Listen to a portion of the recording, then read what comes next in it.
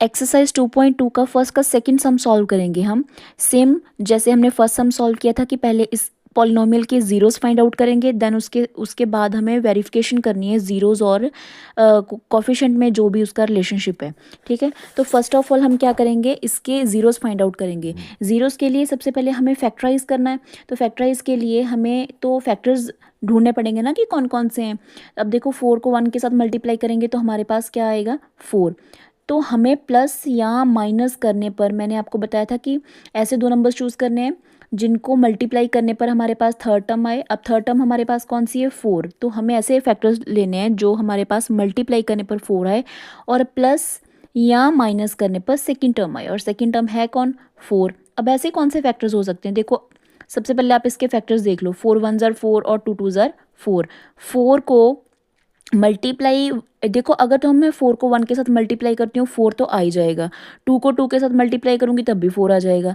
अब प्रॉब्लम ये है कि इन दोनों में से कौन से चूज़ करें, वो वाले हमें फैक्टर्स लेने हैं जिनको प्लस या माइनस करने पर वापस 4 आ जाए। तो वो तो यही है ना ऑब्वियस, इसलिए मैं यही वाले फैक्टर्स लूँगी। अब मैंने इनमें से कॉमन ले लिया, 2s कॉमन आ रहा है तो यहाँ पे हमारे पास आ गया s माइनस 1। और कौन इनमें से कुछ भी कॉमन है, जिसमें कुछ नहीं कॉमन उसमें 1 कॉमन लेंगे। ठीक है, और यहाँ पे साइन हमेशा, यहाँ जो भी यहाँ साइन होता है ना, इससे ऑपोजिट साइन लेते हैं हम। ठीक है, और उसके बाद हमारे पास क्या आ जाएगा, यहाँ पे 2s आएगा। ठीक है, 2s माइनस 1 और 2s माइनस 1, ये एक फैक्टर हो गया और ये दूसरा फैक्टर हो गया। अब ज़ीरोज़ के लिए इक्वल टू 0 करना पड़ेगा दोनों को।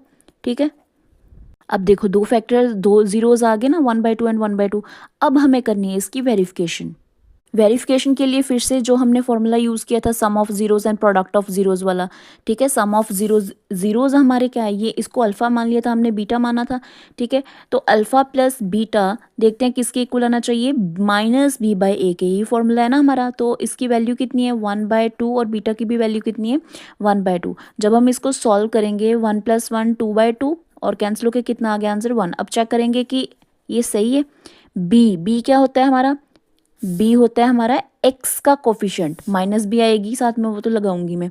ठीक है, बी है हमारा एक्स का कोफिशिएंट। अब हमारी जो वैल्यू ना वो एस में है, ये जो पॉलिनोमियल है वो एस में है, तो एस का कोफिशिएंट कितना है यहाँ पे, -4।